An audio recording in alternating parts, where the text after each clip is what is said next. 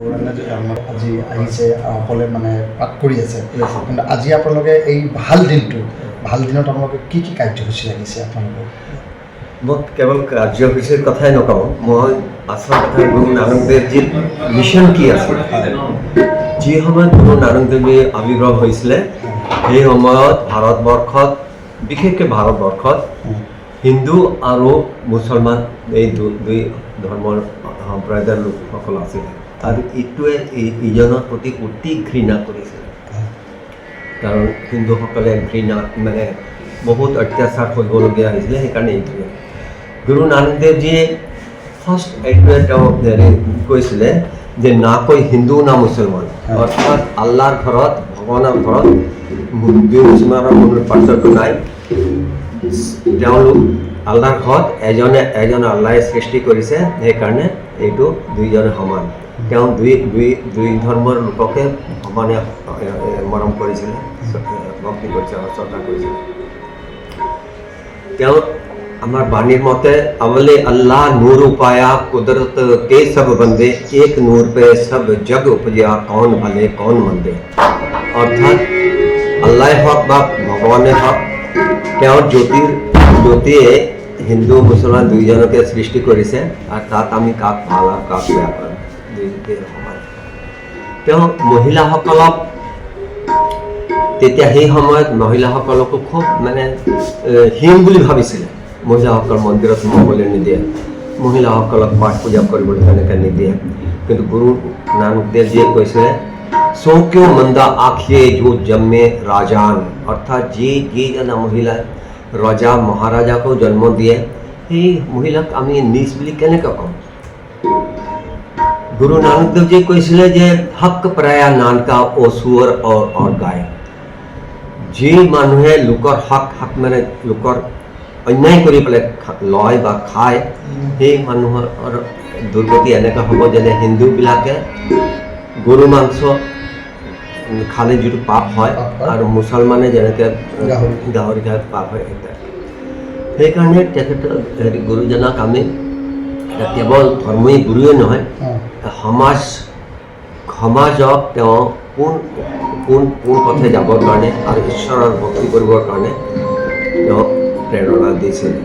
গুৰু নানকে যে কৈছিলে যে আপোনালোকে ৰাতিপুৱা অমৃতবেলা সোনকালে উঠিবা, প্ৰভুৰ নাম কীৰ্তন কৰিবা, সৎ কৰ্ম কৰিবা, অন্যায় কৰি নহয় সৎ কৰ্ম কৰিবা, আৰু যিখিনি আছে তাৰে কিছু সংখ্যক হ'লেও দুখীয়াবিলাকৰ মাজত বিলাব।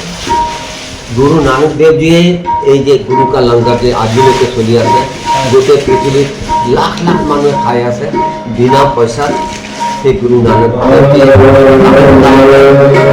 আৰম্ভ কৰিছিলে। তেওঁ দেউতাকে যেতিয়া 20 টকা দি পেলাই বেপাৰ কৰিবলৈ পঠিয়াইছিল, তেওঁ সেই পইচাখিনি দুখীয়াৰ মাজত গোটাই পেলাই সেইটো তেওঁলোকৰ বিতৰণ কৰিছিল।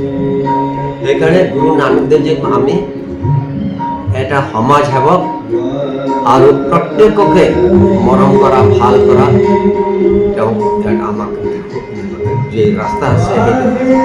তেওঁ কেৱল সেইটোৱেই নহয়, সেই তাহানি কালে প্ৰায় 20,000 মাইল খোজকাঢ়ি গোটেই এছিয়া মহাদ্বীপত খোজকাঢ়ি ক'ত মক্কাতো গৈছিলে, মুছলমানসকলক বুজাইছিলে যে চোৱা ভাই, আল্লাহ কেৱল মক্কাতে নহয় বা তাতে খালি নাই, চাৰিওফালে আছে, চাৰিওফালে তোমালোকে সেইটো মন কৰিবা। তেওঁ মানে গুৰুজনাই কাবাৰ ফালে ভৰি দি পেলাই ভাগৰ লাগিছিলে, সেইফালে শুই দিলে।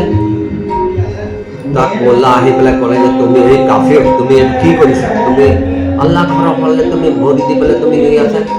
তো গুৰুজনে কৈছিলে মইতো হিন্দুস্তানৰ পৰা আহিছোঁ, মোৰ ভাগৰ লাগিছে, যিফালে আল্লাহে হয় তোমালোকে এইফালে মোৰ ভৰি ঘূৰাই দিয়া। যেতিয়া পিছফালে ঘূৰাই দিলে দেখিছে কাবা সেইফালেও দেখি আছে, যিফালে ঘূৰাই তেওঁ সেইটো দেখি।